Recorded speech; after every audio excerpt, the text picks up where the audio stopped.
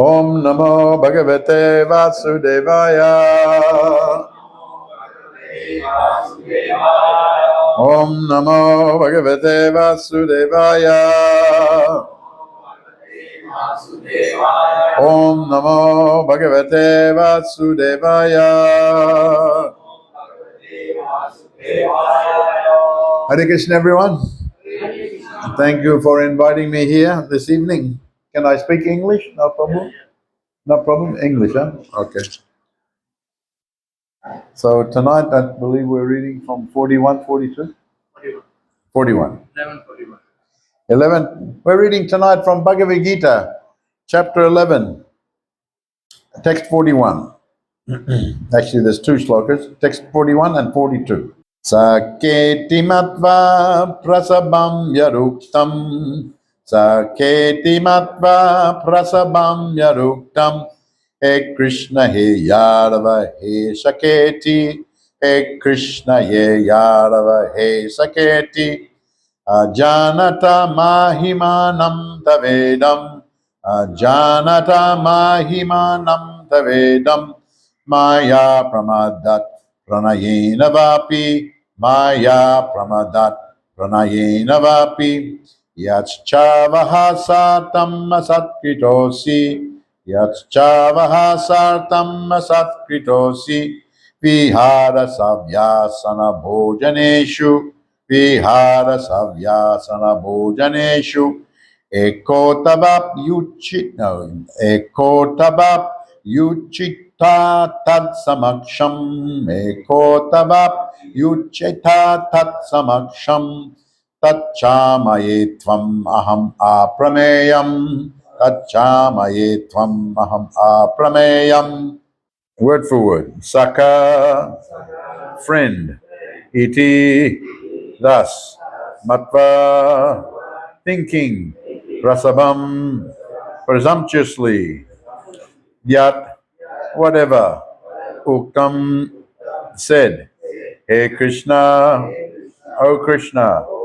Hey Yadava, O Yadava. Hey Shake, O my dear friend. Iti, thus. Ajanata, without knowing. Mahimanam, glories. Tava, your. Idam, this. Maya, by me. Pramadat, out of foolishness. Pranayena, out of love. Vaapi, either. Yat, whatever. Cha, also. Avahasa artam, for joking. Asatkrita, dishonored. Ashi, you have been. Vihara, in relaxation. Savya, in lying down. Asana, in sitting. Bhojaneshu, or while eating together. Eka, alone. Atava, or. Api, also. Achyuta, O infallible one. Tat samaksham, among companions. Tat, all those. Chamaye, ask forgiveness. Tvam, from you. Aham, I. Aprameyam, immeasurable. Translation. Thinking of you as my friend, I have rashly addressed you. O Krishna, O Yadava, O my friend, not knowing your glories, please forgive whatever I may have done in madness or in love. I have dishonored you many times, jesting as we relaxed, lay on the same bed, or sat and ate together, sometimes alone and sometimes in front of many friends. O infallible one, please excuse me for all those offenses. Purport. Although Krishna is manifested before Arjuna in his universal form, Arjuna remembers his friendly relationship with Krishna and is therefore asking pardon and requesting Krishna to excuse him for the many informal gestures which arise out of friendship. He is admitting that formerly he did not know that Krishna could assume such a universal form, although Krishna explained it as his intimate friend. Arjuna did not know how many times he may have dishonored Krishna by addressing him, "Oh my friend, oh Krishna, oh Yadava," etc., without acknowledging his opulence. But Krishna is so kind and merciful that in spite of such opulence, he played with Arjuna as a friend. Such is the transcendental loving reciprocation between the devotee and the Lord. The relationship between the living entity and Krishna is fixed eternally, and it cannot be forgotten, as we can see from the behavior of Arjuna. Although Arjuna has seen the opulence in the universal form, he cannot forget his friendly relationship with Krishna. Hare Krishna. So Vishwarupa, this chapter, 11th chapter, is entitled The Universal Form of the Vishwarupa of the Supreme Lord. Previously to this, Arjuna asked Krishna, Vishtananatmana yogam vibhutim cha janardana bhuya kataya triptihi sinvatanasti memritam. He said, "My dear Krishna, please show me all your glories and your opulences, for I never tire of hearing your amrita, the nectar of your words." The nectar of your words. So previously Arjuna was asking Krishna to show his opulences, and anything that was coming from Krishna, he accepted it as amrita, nectar. He was such devoted to Krishna, a loving friend, loving devotee to Krishna. So just anything that Krishna was saying was amrita, devotion, and nectar. Now Krishna answered him, "Anta te katayisyami divyatma bhutaya kadanyata krishnestas nastanto vishtarasya." That yes, I will tell you of my splendorous manifestations, but only the prominent ones, the prominent opulences, because my opulences are unlimited. So Arjuna asked the question, "Please show me all your opulences and your greatness. I never tire of hearing your words. They are like nectar to me." And then Krishna responded, "Yes, I will tell you, but only the prominent ones. You will not be able to understand completely all my opulences." So this was the position. So now Krishna is showing his Vishwarupa, his universal form, to Arjuna, and he gave also, this form is not to be seen by ordinary eyes. It's actually mentioned that he gave Arjuna special eyes,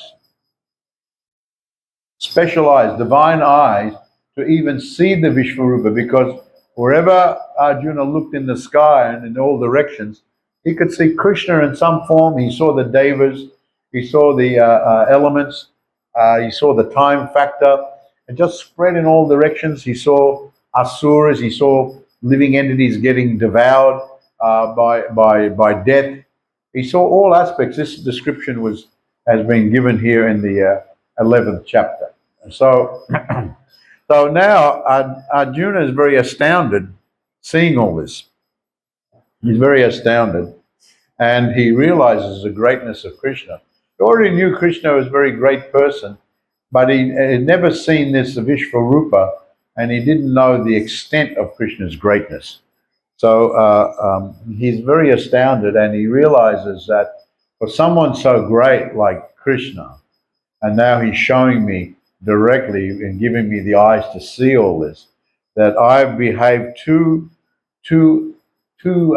intimately, too casually, and not respectfully enough, not officially and formally enough with Krishna. Because when someone's very great, automatically you give respect. And so such is the case in any country of the world, when the president comes, or when the prime minister comes. Here you've got prime minister, right? Prime minister, you've got president also. No. For some countries, president, some countries, king, some countries, prime minister. And so because of that, They have big important positions. They're big positions, and when they go somewhere, big entourage goes with them. Just like I remember some years ago, the opening of the new Pune temple in India. The president of India came there, and when the president goes somewhere, or the prime minister goes somewhere in India, the protocol is that the chief minister of the state has to come also. That is the protocol. Chief minister has to come. If the prime minister comes there or the president comes there, minister has to come. So we were all there for the opening of the temple. It went for 3 days, the festival. And one of the days the president came. But when he came there, the whole temple had to be cleared out. No one could go inside because the security forces came before, and they had to do a bomb sweep of the whole temple, make sure there are no bombs inside. Some terrorist had gone inside and planted some bomb to kill the president. Same when Prime Minister Modi goes somewhere, has to be the same type of thing. Now that president, it is said that we were told, he travels around with almost 5,000 security personnel wherever he goes. That's the president. Prime Minister the same, maybe more. And then the chief minister he comes with his own security force. And so these personalities are treated with a lot of respect, and a lot of formality and officialdom is there. And you can't not do it, otherwise it's a great insult. It's an insult not only to the person, but it's an insult to the position. It's an insult to the position. If someone, just like, I don't know, maybe probably here too, many countries, when the magistrate, when you go to the court or something like that, the magistrate comes in, you're all sitting down, the magistrate, you have to stand up. We have to stand up. I remember the first time I had to be at court for something, and I was thinking it was very strange. We have to stand up for this ordinary person. But because of the position, the magistrate is a judge, then just to get everyone to show respect, they forcibly ask everyone to stand up. And actually it's announced. Everyone stand up. His Honor such and such is coming in the room. Everyone stand up. So you have to stand up. Just like when we come to the temple, we're worshipping Radha and Krishna in awe and reverence. So when there's arti or something, we have to bow down and we have to stand up. And we may not feel like bowing down or standing up, but it's always required for those of us who are not on the spontaneous position. There's a position called Raganuga Bhakti. Raganuga Bhakti means just like a Raganuga Bhakti means just like all the great devotees in the spiritual world. They are very spontaneously engaged in relationship with Krishna. But those of us in the material world, we are conditioned. We are thinking so many things on the material platform, and so we don't naturally give respect to Krishna. But that's our misfortune. So therefore, in our position, in any religion, you have to give proper respect. You have to give proper respect to God, and it's good. God doesn't need our respect. He's naturally got all respect, but we need to give respect, so we have the proper mood. So is the case with all great personalities. And I remember one devotee was telling me he was in Samoa, and in Samoa, there's the king of Samoa. It's one island in the Pacific, group of islands. It's called Samoa. So there's the king of Samoa. And so he was just walking in the street with some friends, and the king went past in his car, his royal car. The king went past, and then when the king goes past, whether it's by walking or just his car goes past, everyone is supposed to bow down and give respect to the king. And so that this devotee didn't know you had to do that. He was from a foreign country. He didn't know how you had to do that, and he just watched the car go past. Later on, he found out a friend of the devotees, he's an associate of the king. He was actually in the car, and the king actually said something. Said, "Why this one didn't pay the respect? He's supposed to pay the respect when the king goes past. Then he's supposed to give the respect, and he didn't give the respect." So you have to treat everyone in the high position.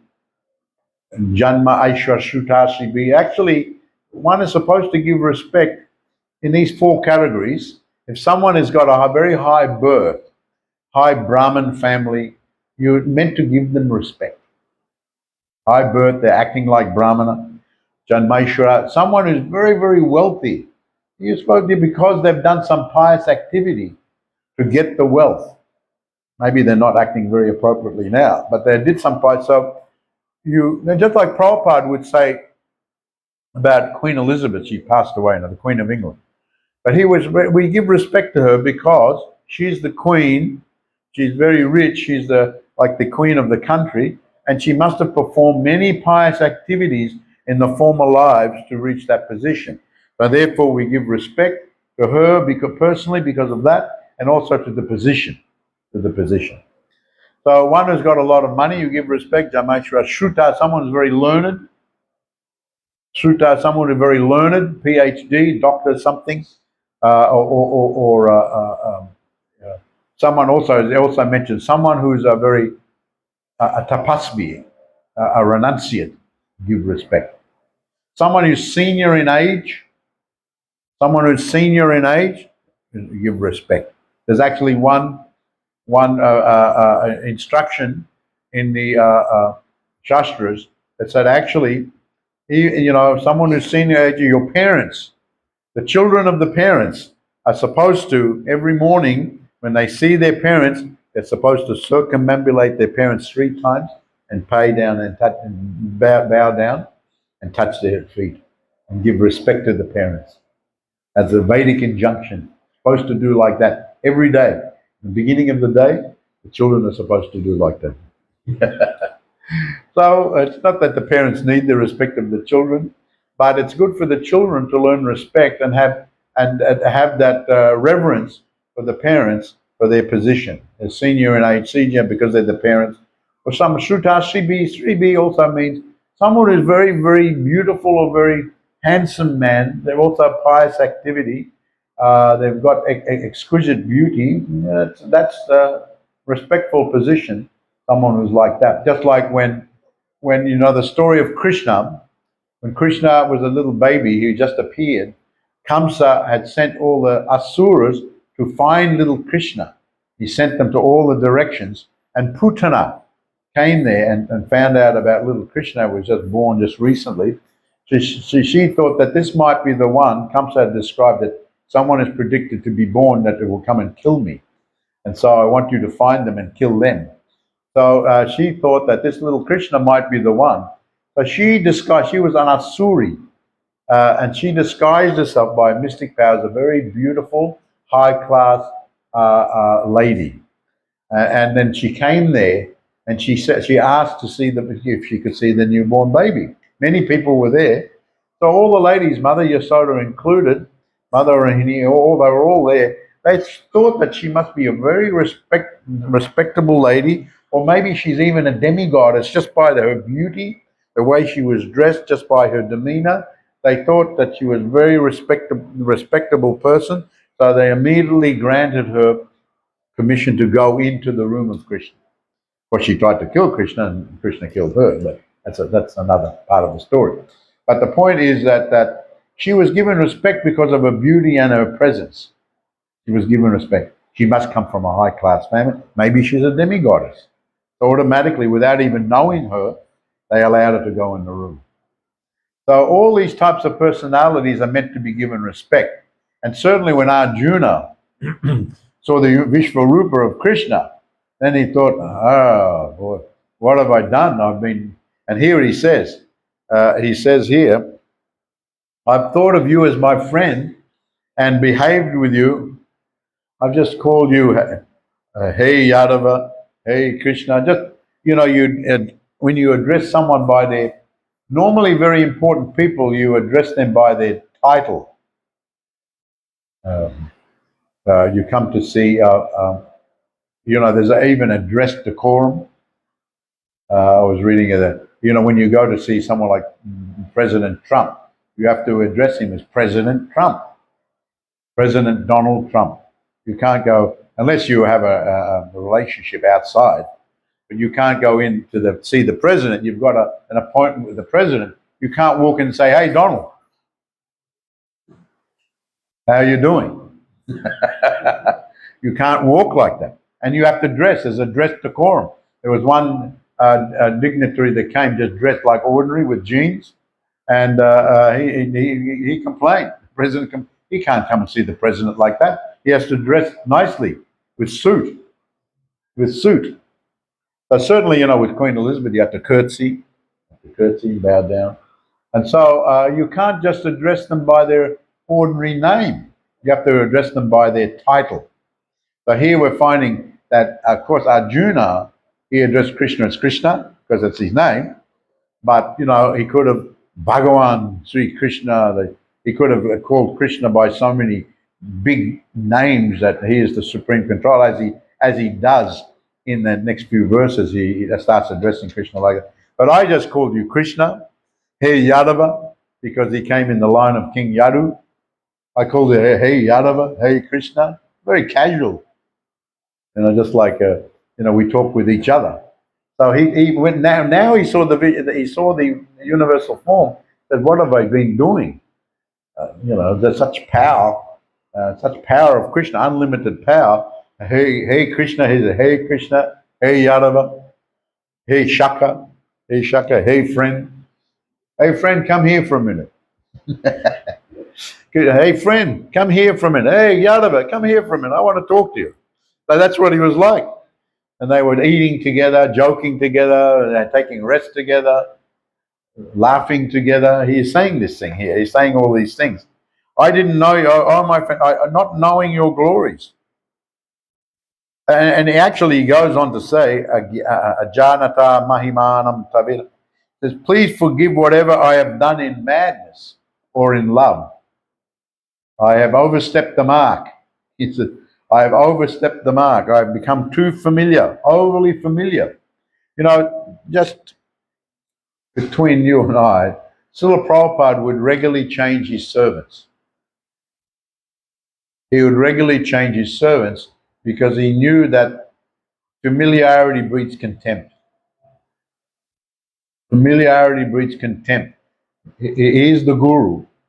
And if someone who's not a very advanced disciple is always traveling, they may just think that his ordinary person, just start to treat him very casually, disrespectfully even. And so he would regularly change them. That someone would stay 1 month, this one can stay 2 months. Quite often he have his personal servant who did the massages and do the cooking. Those ones he kept a little bit longer, but even them, those ones they changed every 1 or 2 years. But generally his secretaries and that, they would always be changing. And not only that, he wanted to train up different secretaries, like different GBCs would travel with Prabhupada, and just so he could train them. And so one of my godbrothers was telling me, he was a GBC at the time, he said he was on the plane with Prabhupada, and then Prabhupada started to talk philosophy, Mayavad philosophy. He said this Mayavad philosophy, impersonalist philosophy, is a very dangerous thing. People aren't accepting God as the person. He is the supreme person, but they're accepting some impersonal thing. It is the greatest insult to God. So therefore, he started talking philosophy. He said, "Now I'll speak some. What did he said? I'll speak some Mayavad philosophy, and then you defeat me with Vaishnava philosophy."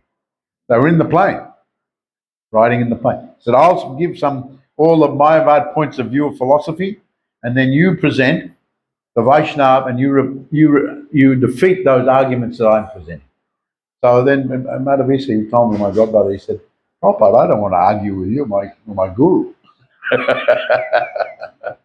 Said, "No, I want you to argue with me and defeat me with the Vaishnava philosophy." And he said, "Prabhupada, I can't argue with you." He said, "No, I'm requesting you. You have to do this." So somebody said, "Well, because you're requesting, all right, I don't know if I can defeat you, but I'll just say what is the Vaishnava point of view." So he presented the Vaishnava point of view, and then with the Vaishnava philosophy, even he wasn't so experienced, he couldn't defeat Prabhupada when he was presenting the Mayavad philosophy. And then Prabhupada said, now we'll switch. You be the Mayavadi and I'll be the Vaishnava. And just like you couldn't defeat my Mayavad, so you try to do the same thing. And then I'll present the Vaishnava, see if I can defeat you. And within a moment, Prabhupada defeated him with Vaishnava philosophy. Even though, Prabhupada defeated him both ways, presenting the Mayavad, presenting the Vaishnava philosophy. So if the Guru gives permission, that's another thing. Just like actually, it was Ishwara Puri had sent Govinda, who was Ishwara Puri's disciple, to serve Lord Chaitanya Mahaprabhu in Jagannath Puri. Now, they were godbrothers, but Lord Chaitanya's guru, official guru, Ishwara Puri, had instructed this disciple, you go to Jagannath Puri and you serve Chaitanya. So, initially, Chaitanya Mahaprabhu didn't want to accept it. No, you're my godbrother. I can't accept service from you. We should have friendly relationship. And then he said, no, our guru instructed me that I have to serve you. So then when Lord Chaitanya heard that, they said, oh, all right, because our guru said, then I can allow this. So he served him like he was serving his guru, Ishwara Puri. So in certain circumstances, it's allowable if the guru gives permission, for example. So, but one has to be respectful to the guru. It can't be puffed up with the guru. Tadvidi pranipatina pariprashnena savya uparikshante jnanam jnanana tattvadarshana. Just try to learn the truth by approaching the spiritual master, render service unto him, and inquire from him submissively. Submissively. A self-realized soul can impart to you the truth because the transcendent knowledge because he has seen the spiritual, the supreme truth. So the instruction that Krishna gives to Arjuna for all gurus and their disciples, that the guru is meant to be treated with respect, and one has to be, the relationship should be one of master and servant. One should be submissive to the instruction of the guru. So Arjuna was now thinking, we've had a casual relationship, and I've called you all these things, but this is a kind of a madness. I've overstepped the mark. We were jesting, we were relaxed, we would do so many things. We were alone together, sometimes in front of many friends. And he makes another point here. He said, I would be this way not only when we're alone, I would be this way when we're in front of everyone.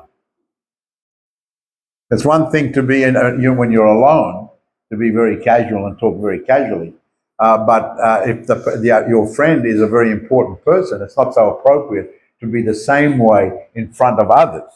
But then, so he actually, it's an interesting point here. He makes that statement. He said, sometimes alone we would be like that, and sometimes in front of many other friends. Then he starts to address Krishna very respectfully, and it's mentioned here, Achyuta, O infallible one. He addresses him as Achyuta, Mahiman Tavidam. Achyuta means, oh, infallible one. And as we read through these next verses, Pitasya Lokasya Characharasya, he says here that he starts to, you are the father of the universe, moving and non-moving. You are the worshipable chief. So he uses these, where you are the supreme spiritual master. No one is equal to you. No one can, nor can anyone be one with you. How can there be anyone greater than you within the three worlds, O Lord of immeasurable power? You are the supreme Lord to be worshipped by every living being. I fall down and offer my respectful obeisances unto you and ask your mercy. Please, he's begging Krishna. He's saying, as a father tolerates the impudence of a son, a friend the impertinence of a friend, or the wife the familiarity of a partner, please tolerate the wrongs I may have done to you. So this is what Arjuna is saying. He's begging forgiveness from Krishna after seeing the universal form. Later on, where he's he's feeling anxious seeing this universal form, and he asks Krishna to resume his original form. Krishna goes from the universal He goes to a four-handed form, but Arjuna keeps praying, I want to see you in your original Krishna form, two-handed, two-armed feature of the Lord. So this is very important. Now Prabhupada makes some points here that he says that Arjuna has a friendly relationship with Krishna, asking his pardon and asking Krishna to excuse him. He admits that formerly he did not know Krishna was so great. And now Krishna is so kind. Now Prabhupada says, but Krishna is so kind and merciful. He is great for all of us. But he's so kind and merciful that he allows someone like Arjuna and all of us, especially those liberated devotees, to have very special, intimate relationship with him. And this, he employs what's called his Yoga Maya potency.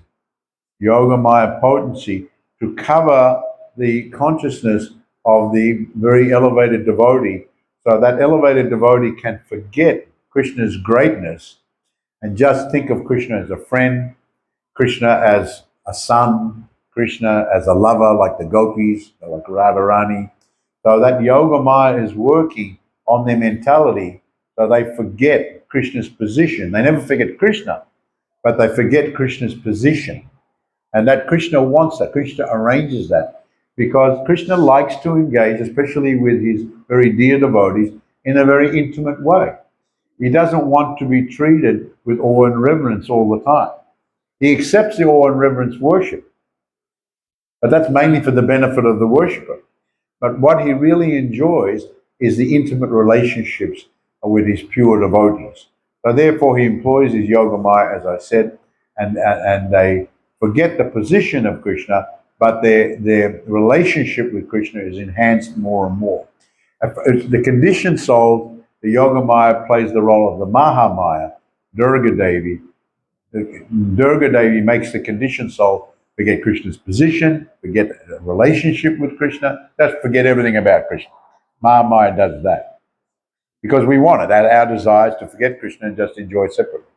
Yoga Maya transforms to Maha Maya and makes this arrangement. But with Krishna's very advanced devotee, very pure, intimate devotee, Krishna covers them with Yoga Maya. So they can sometimes chastise Krishna, they can just laugh with Krishna, just like a cowherd boy. They go playing with Krishna, they're wrestling with Krishna.